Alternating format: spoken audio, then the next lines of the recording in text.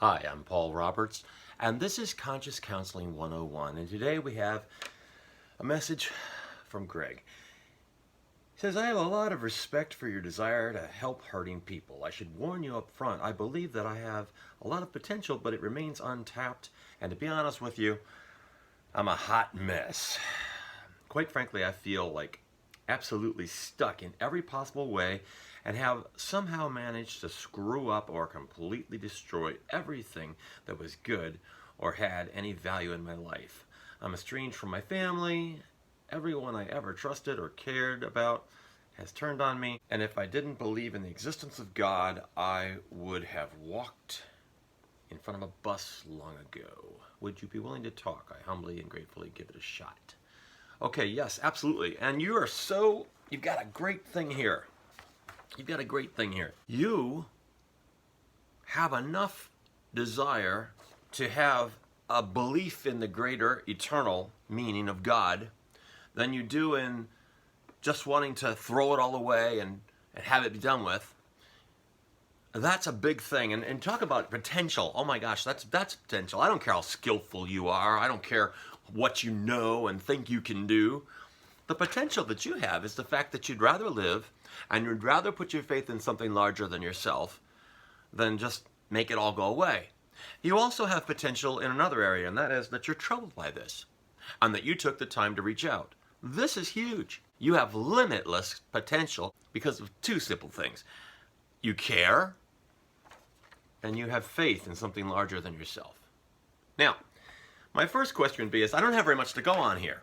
Okay, I want to help, and I can probably help more if you talk with me more. My first question is, with these two great things that you have, belief in a higher thing than yourself, and concern and care, how did you find yourself in this situation? What we have to do is back up. These things that you have, great lives can be built on. Simple, happy, balanced lives can be built on. But they weren't. They were instead ruined. What we need to do is we need to find out, we need to step back. How did that happen? You have a belief in a greater thing. You have the belief in yourself and that you want to go on and don't want to give up.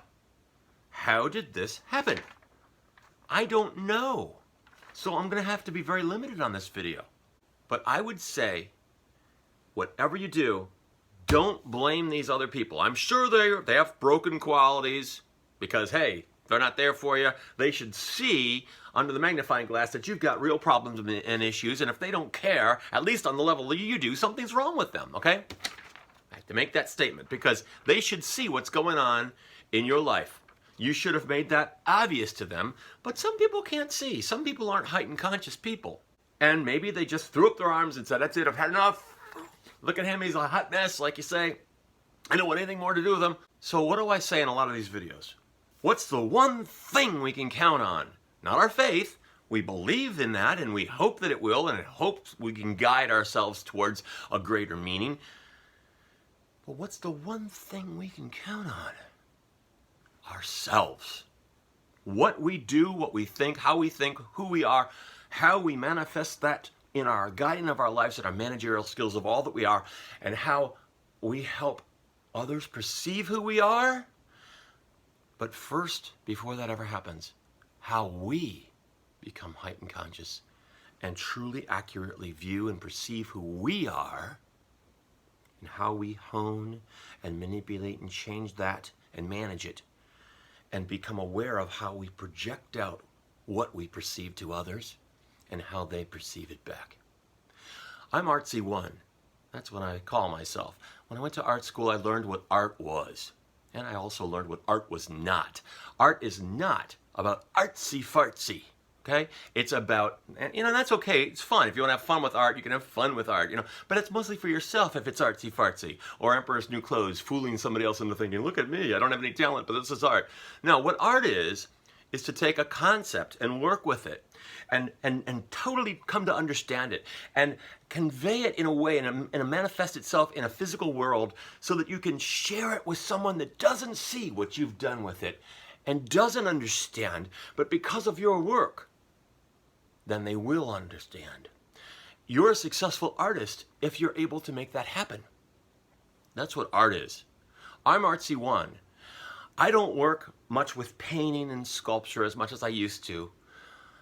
I now work with ideas and help human beings with their difficulties, because I realized long ago that the actual things that I did with art are the same things, same skills I would develop and use all my life are the same skills I would be developing right now. What I'm trying to do is I'm trying to take something and see it and view it and work with it, inject creativity or whatever else I have to you so you can see it, and then if I'm successful as an artist, you can then have that you didn't have before. That's why I call it perspective counseling. And then you can use that.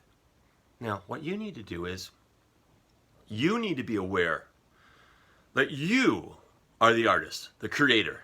You are the one that needs to fully understand yourself and what you've got to work with. And you've got to be in control of this and heighten conscious about it so that what you do with it and your creativity and your powers that you inject from yourself make it worthy of being a piece of art in the first place. And then when you show it to others, they'll see value, and they'll not only receive the gift if you do it properly, but they'll be able to see you and your work and who created it, and they'll have respect for that. And this will make a two-way street to all the different people that you do this with in your life, and that will allow them to have more tolerance for you, because at the very least they'll see what you're going through, even if you're struggling. You know, you've heard of so many artists that struggle, right? But they won't give up on you because they'll know that you're doing something honorable and valuable, but you're just maybe a little lost, maybe a little bit rough around the edges. You're a diamond in the rough. You've got a lot of potential, but you're struggling, you don't know what to do. Somehow you have neglected what you had to offer and let it fall on deaf ears, and even your own mind and your own blindness and your own deaf ears didn't understand what to do with your potential, and you've let it all fall. You've let it all just be gobbledygook and meaningless crap, and you just displayed it for the masses until everybody just fell away from you. You neglected your very best prize, and that's you and who you are, where you came from, what you think, how you think, why you think, and what you do to manage those things and work with them. To first be for yourself the treasure you can be, but understand it, work with it, and project it. If you're valuable, if you think you're valuable, if you act like you're valuable, when you project that, everyone else will see that you're valuable, if you do it successfully. And the main success comes from belief in it, working and honing it. Look, even if you're not very successful, I didn't ask you about your religious preferences. Even if you're not very successful, let me share with you a parable that Jesus offers us.